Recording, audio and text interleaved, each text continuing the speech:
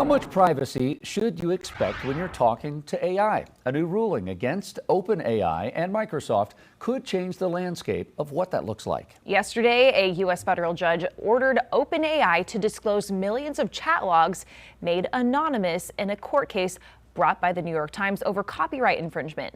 The lawsuit brought by the Times and others claimed that ChatGPT reproduced and distorted their articles without permission.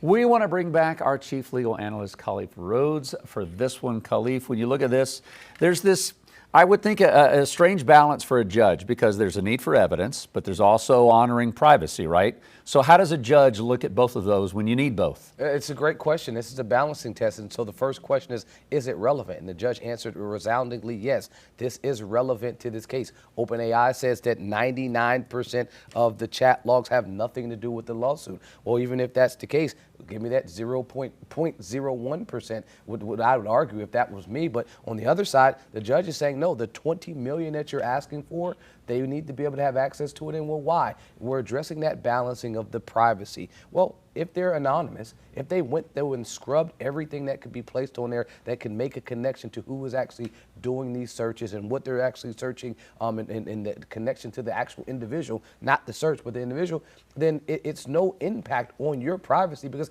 folks don't even know that it's you. Okay, so for users going forward, right? ChatGPT and other companies have said that your data is anonymous. We don't keep this. Obviously, they do keep it in some way, shape, or form if they're going to be able to have this.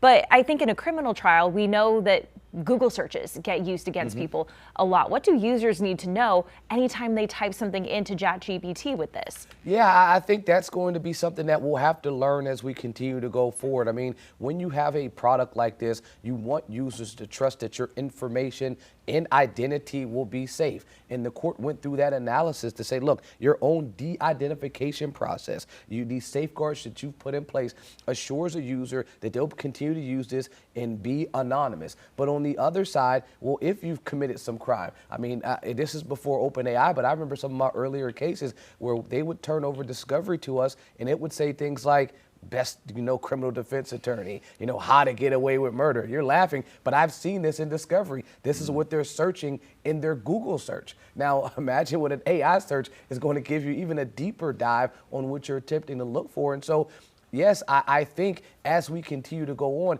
that will be on the end user side. Like, this is from the actual developer and the programmer in the company. But on the end user side, if you're using these apps and they're downloading your entire phone and your entire phone happens to have a ChatGPT or any type of AI app on there, then they will get access to your entire file. So even if it is anonymous on their side, on your device, it won't be anonymous. And so what you're searching for at some point, if you are actually charged with a criminal offense, is discoverable.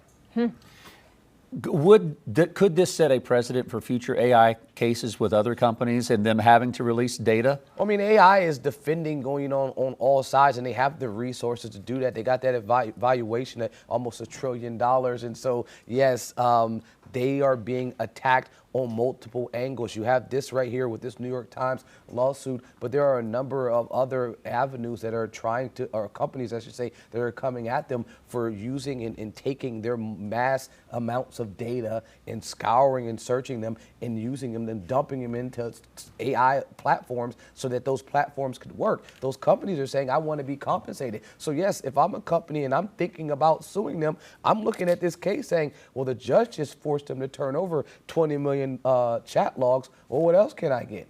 Can I get documentation that shows that you actually knew that you were taking and stealing our products?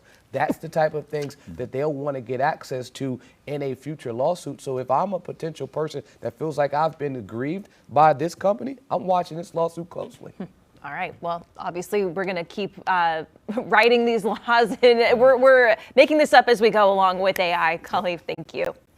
Queen City News Plus. Just search Queen City News on your smart TV's app store.